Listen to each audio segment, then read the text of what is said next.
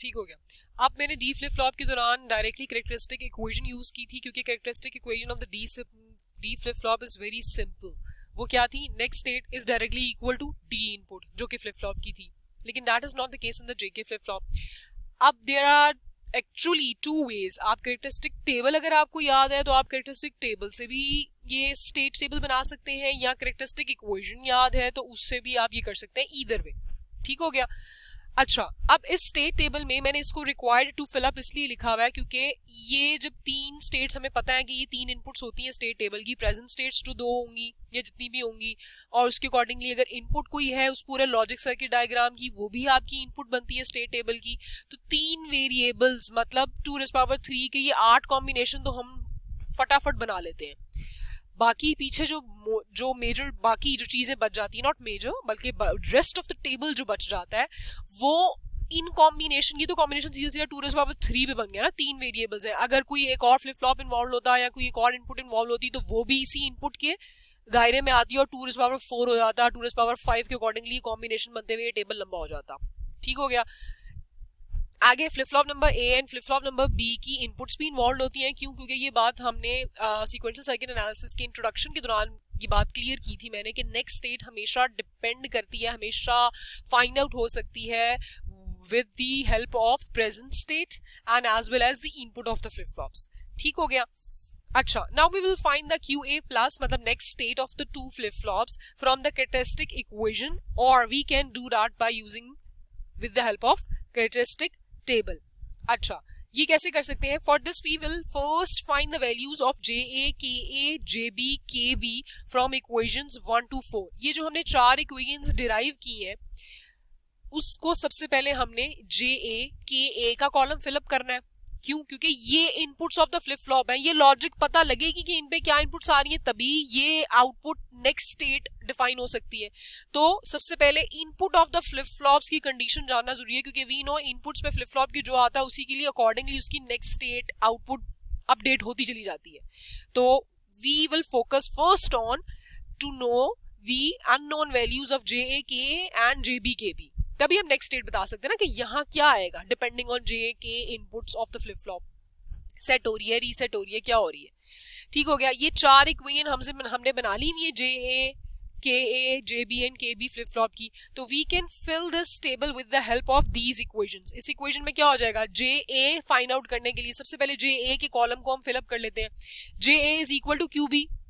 ये पूरा टेबल, ये पूरी कॉलम जो है एज इट इज यहाँ कॉपी हो गया। क्यों? क्योंकि JA is equal to QB according to equation number 1। अगला इक्वेशन नंबर 2 क्या कहती है? KA के कॉलम पे आ गए हम। पहले एक फ्लिप फ्लॉप पर की पकड़िएगा, उसकी इनपुट्स, उसकी सारी चीजें कंप्लीट करिएगा, देन फ्लिप फ्लॉप B पे आएंगे हम। ठीक है, KA का कॉलम फिलअप करना है हमने। कैसे फिलअप करेंगे? By with the help of the equation number 2। Equation number 2 क्या कहती है? X का कॉम्प्लीमेंट डॉट JA करना।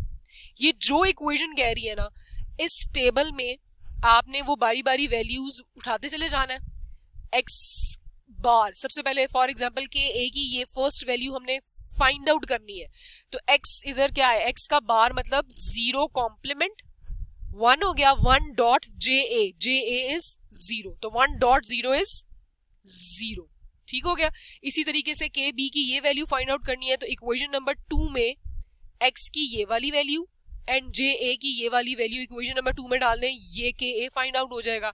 ये वाली KA की वैल्यू फाइंड आउट करनी है, तो X बार में ये डाल दें वैल्यू एंड डॉट JA है इक्वेशन नंबर 2 में, ये वैल्यू डाल दें तो हमें KA पता लग जाएगा। अगला flip flop number B। Flip flop number B का GB and KB similarly equation number 3 से हो जाएगा। JB is equal to X का कॉम्प्लीमेंट, इस सारे कॉलम का कॉम्प्लीमेंट ये JB के इक्वल हो गया। ठीक हो गया। KB की इक्वेशन कहती है QA को एक्सक्लूसिव और कर दो X के साथ। KB का ये पूरी कॉलम को फिलअप करने के लिए what we will do, we will fill this whole table by having the value of QA getting exclusive OR with the X की value. This will give us this value. Next KB की इस value को find out करने के लिए QA की ये वाली वैल्यू एक्सक्लूसिव और X की ये वाली वैल्यू, QA एक्सक्लूसिव और X की ये वाली value will give you this third row of your KB की वैल्यू and so on. ठीक हो गया। अब ये फ्लिप फ्लॉप्स की इनपुट इक्वेशंस फाइंड हो गई।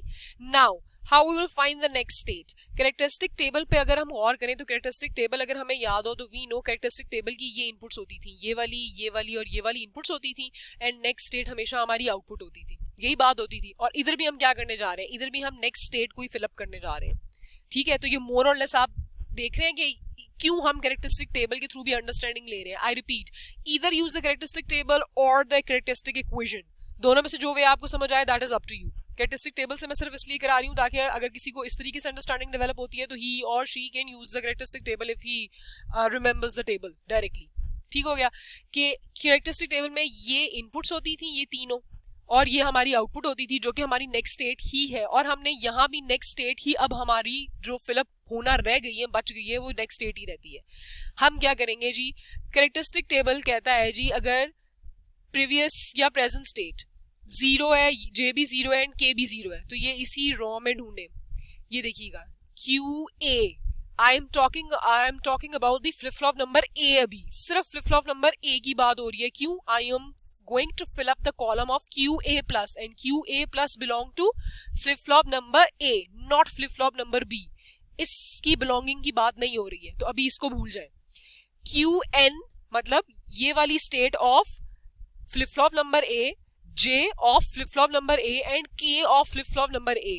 ठीक है, ये तो देखिएगा QA, JA, KA 0 0 0 0 0 0 according to the characteristic table.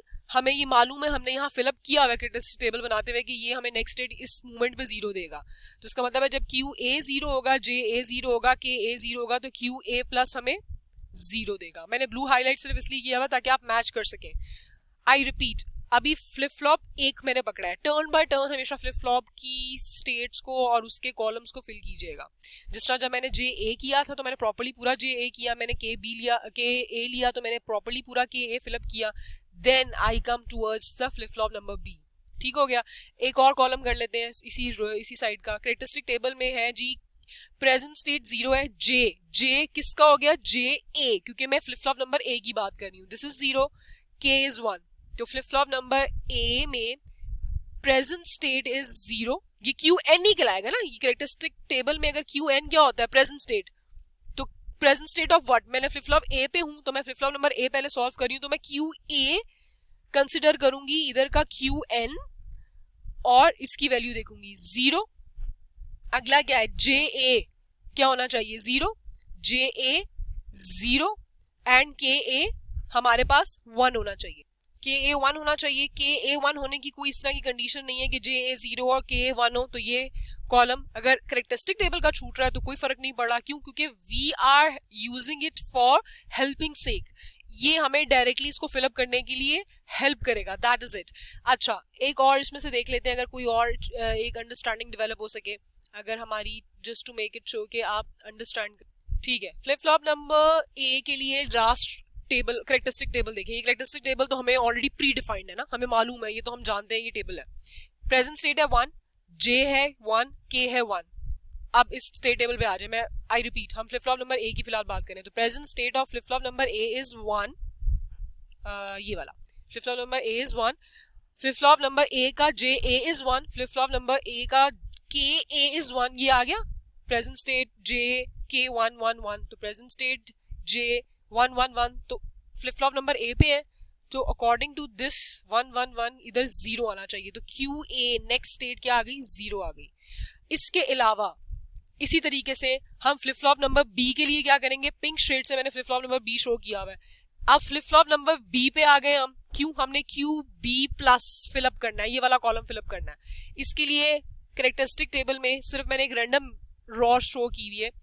Present state 1, J 1, K 0. Present state of B flip flop. Obviously हम बी फ्लिप फ्लॉप पे बात कर रहे हैं क्योंकि ये तो जेनेरिक है ना, एक जेनेरिक है. फ्लिप फ्लॉप नंबर ए में, फ्लिप फ्लॉप नंबर बी में this is Q N 1. Flip flop number B पे है तो ये जे एंड के की value of flip flop number B की देखेंगे क्योंकि अब हम बी के लिए फिलअप करना सीख रहे हैं. 1 0 1 0 तो क्यू बी की वैल्यू क्या आनी चाहिए according to the characteristic table. यहाँ 1 है तो नेक्स्ट स्टेट पे हमने सीधा सीधा 1 लिख दिया. ये है कैरेक्टरिस्टिक टेबल के हेल्प के through to fill up this state table. But on the other hand we can use the characteristic equation. ये कैरेक्टरिस्टिक इक्वेशन आपको यूज करना आती है, मैंने अभी पिछली डी फ्लिप फ्लॉप की एग्जांपल में आपको ये बात समझाई है। कैरेक्टरिस्टिक इक्वेशन आपको ज़बानी याद करनी पड़ेगी। कैरेक्टरिस्टिक इक्वेशन क्या कहती है? Next state is equal to present state का bar into J plus present state into K का बार। इस इक्वेशन को एक मरतबा मैंने क्यू ए के लिए लिख लिया, फ्लिप फ्लॉप नंबर ए के लिए लिख लिया।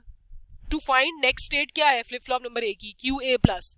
और इसी इक्वेशन को मैंने फ्लिप फ्लॉप नंबर बी के लिए लिख लिया, क्योंकि फ्लिप फ्लॉप नंबर बी की भी नेक्स्ट स्टेट इक्वेशन है। ठीक है, तो यही इक्वेशन दोबारा से यूज होगी for flip flop number B की नेक्स्ट स्टेट फाइंड आउट करने के लिए। Q B plus is equal to, देखिएगा इधर, ये क्यू एन मतलब प्रेजेंट स्टेट का bar, present state Q B of complement J B आ गया। सबस्क्रिप्ट यही बात मेंशन कर रहा है कि आप किस फ्लिप फ्लॉप के लिए ये रिस्पेक्टिव इक्वेशन सॉल्व कर रहे हो।